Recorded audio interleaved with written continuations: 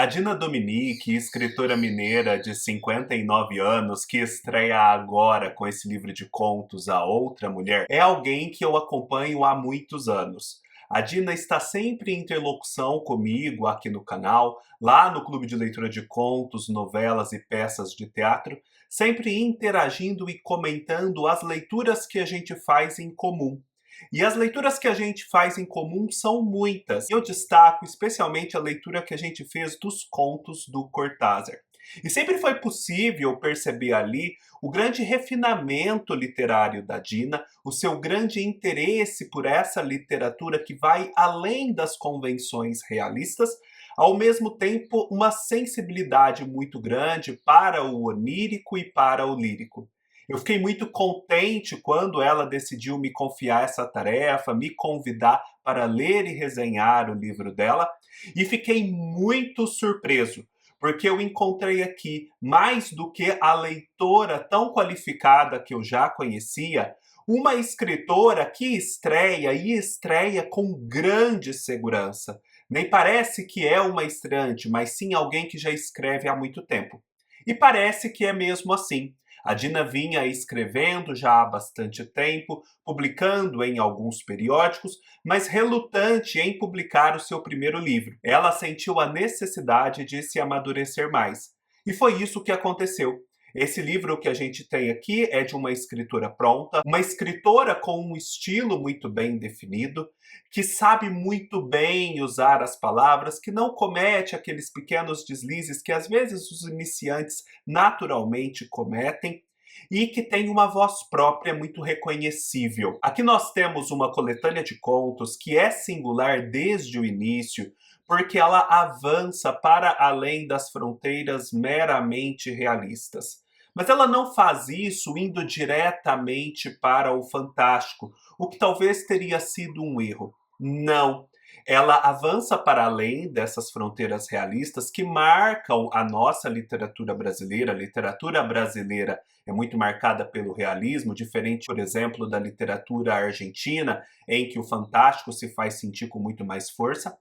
E ela vai explorando, através da sensibilidade para o simbólico, o onírico, o lírico e o insólito, as fronteiras dessa realidade até chegar no último limite ao explicitamente fantástico. Com isso, ela consegue expressar nuances da realidade, captar flagrantes de sentimentos, de interações sociais que de outro modo não seriam captados. É bem visível aqui nos contos da Dina Dominique a influência cortazariana, essa abertura do olhar para o que não é tão óbvio, mas que revela a realidade do dia a dia. Mas não se pode dizer que ela seja simplesmente uma discípula de Cortázar. Existe aqui toda uma voz própria, e uma voz própria que, ao expandir essas fronteiras da realidade convencional, do realismo, consegue também trazer o que é muito interessante, o que é muito caro ao realismo, que é o retrato de um ambiente, de um local, de uma região. No caso, sendo ela mineira, é muito perceptível nos contos essa mineridade, esse certo ar interiorano que mesmo quem é como a Dina de Belo Horizonte consegue expressar no seu dia a dia. Então, a gente tem essa mineridade, esse cotidiano tipicamente brasileiro, que transborda as fronteiras de Minas, mas que começa tipicamente mineiro, dialogando e se tornando universal à medida em que é simbólico, lírico, onírico, insólito e fantástico. Muito impressionante essa segurança da Dina com a palavra, esse seu estilo muito característico que você vai percebendo. É perceptível demais que esses contos são escritos por uma mesma pessoa, que tem uma voz unificada, uma voz clara. Ela tem a técnica de mostrar em vez de contar, né? Em vez de dizer tal personagem, filho de cicrana, está falando tal coisa porque aconteceu isso, isso e isso, ela simplesmente coloca o leitor no meio daquela situação e o leitor aos poucos vai apreendendo o que está acontecendo. Ela consegue fazer isso com muita precisão e eu considero esse um traço do seu estilo, porque muitas vezes um escritor menos habilidoso se utiliza dessa técnica e apenas confunde o leitor. Na Dina, não, essa técnica tem um propósito. Para relembrar Cortázar mais uma vez, o conto tem que vencer o leitor por nocaute e não por pontos. E aqui ela consegue fazer isso porque, ao colocar o leitor dentro da situação sem dar maiores explicações, ela consegue não confundir, mas fisgar a atenção do leitor para ir descobrindo o que está acontecendo ali.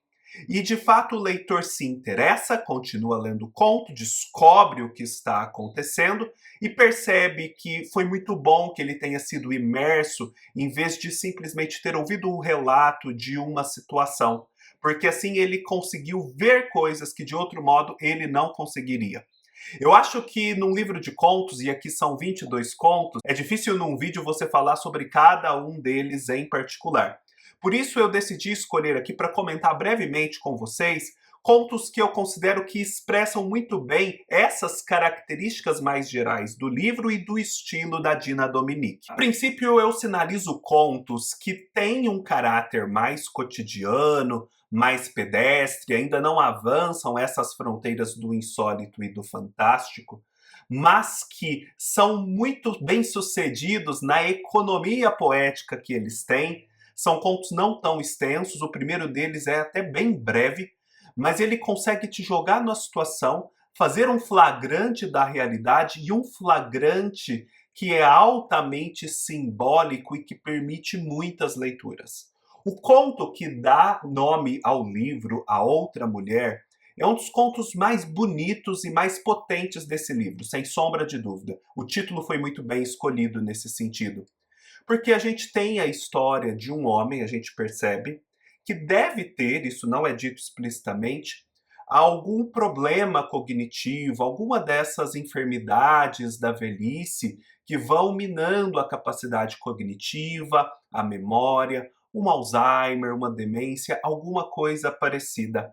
E a gente vê que ele já não reconhece mais a esposa. E existe um certo desconforto com isso, afinal, os dois viveram juntos a vida toda e ele não mais a reconhece. E eles tentam, a filha, a esposa, fazer com que ele reconheça, procuram álbuns de fotos, ela que estava ali mais desarrumada no cotidiano, tenta se arrumar mais para que ele a relembre nos tempos de juventude. E a gente percebe que isso não acontece. O que a gente acompanha no conto é o simples desconcerto dessa situação de tentativa de reconhecimento e falha. E aí a gente percebe o drama desse homem, mas a gente também percebe o drama dessa mulher. Porque afinal de contas ela não mais é reconhecida pelo esposo. E o reconhecimento do outro, em muitos casos e situações, é constitutivo da nossa própria identidade. A potência desse conto está em flagrar esse momento de crise do reconhecimento ocasionado por uma doença e, ao mesmo tempo, remeter para o quanto o outro nos constitui ao nos reconhecer, para mostrar como a mulher se tornou de fato uma outra. A gente se torna um outro ao longo do tempo. Ela já não é mais aquela jovem de outrora que ele conheceu e da qual ele pode se lembrar agora. Esse se perceber um desconhecido para o outro também traz um questionamento de quem nós somos atualmente, não só do que deixamos de ser, mas quem nós somos atualmente que não permite que o outro nos reconheça.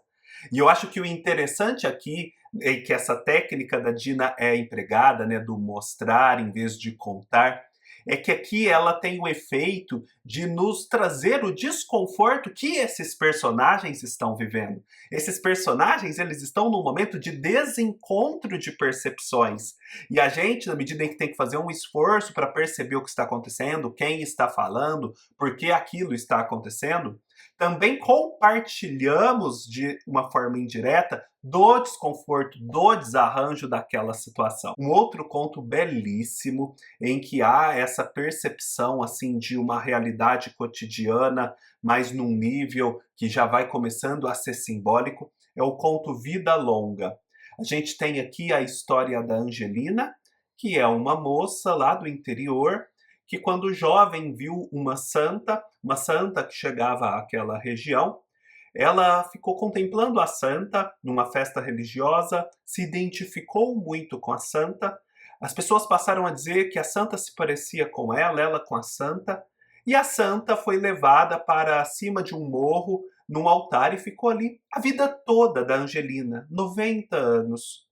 E aí a gente acompanha brevemente no conto que a Angelina teve uma vida de uma mulher comum, uma mãe de família, uma dona de casa, algo do tipo. Nada muito extraordinário, mas sempre com essa lembrança de se parecer com a santa. A santa que permanecia ao longo desses 90 anos naquele lugar de destaque e imobilidade. E já ao fim da vida da Angelina, essa santa decida e começa a visitar casas. E chega o dia em que a santa visitará a casa da própria Angelina. Só que ocorre um desfecho que une as duas pontas da vida da Angelina. E é muito bonito e muito simbólico porque a gente percebe que na vida comum de dona de casa, de mãe de família, da Angelina, nessa invariabilidade do seu cotidiano, há um espelhamento da imobilidade da santa por tanto tempo lá, vigiando a cidade do alto do morro. Então, só por conta dessa comparação, desse espelhamento, a gente consegue fazer várias considerações, é despertado para várias reflexões a respeito da invariabilidade da vida, dos elementos de permanência e de inconstância, da finitude, do começo e do fim, das semelhanças. Muito, muito pode ser extraído desse episódio cotidiano, mas altamente simbólico. Ainda nessa chave do cotidiano, mas um elemento lúdico se imiscuindo ali nesse cotidiano e de uma forma até muito engraçada, muito divertida, a gente tem o conto Os Cinco Arcanjos. Sabe esse hábito do interior, das pessoas católicas, de você pegar uma imagem de um santo e essa imagem ser uma imagem peregrina? Pensem na Nossa Senhora de Schoenstatt, que tem aquela casinha que vai peregrinando pelas casas. Pois bem, aqui a gente acompanha uma devoção a cinco arcanjos e que mostra justamente essa união tão forte entre uma coisa muito elevada espiritualmente, muito inacessível. Pensem, cinco arcanjos estão lá próximos do trono de Deus. E essa coisa mais pedestre das irmãs ali conversando a respeito da prática, telefonando uma para outra, olha, agora os cinco arcanjos vão para a sua casa. A Dina consegue fazer isso de um modo tão bonito e tão engraçado, porque de fato é como se esses arcanjos, de um certo modo, se materializassem. Eles fossem reverenciados como essas criaturas celestiais tão elevadas, mas ao mesmo tempo eles ganham ares de um simples objeto que é mudado de uma casa para outra e a respeito de cuja mudança se fala ao telefone. É muito interessante e mostra essa capacidade que você encontra em outros contos do cotidiano já ir se abrindo para algo mais abstrato, elevado, simbólico e através do insólito, no caso o insólito de criaturas celestiais levemente objetificadas. Ainda nessa chave da capacidade simbólica, a gente tem um conto que é lindo, é de emocionar qualquer um, que é o conto Retalhos.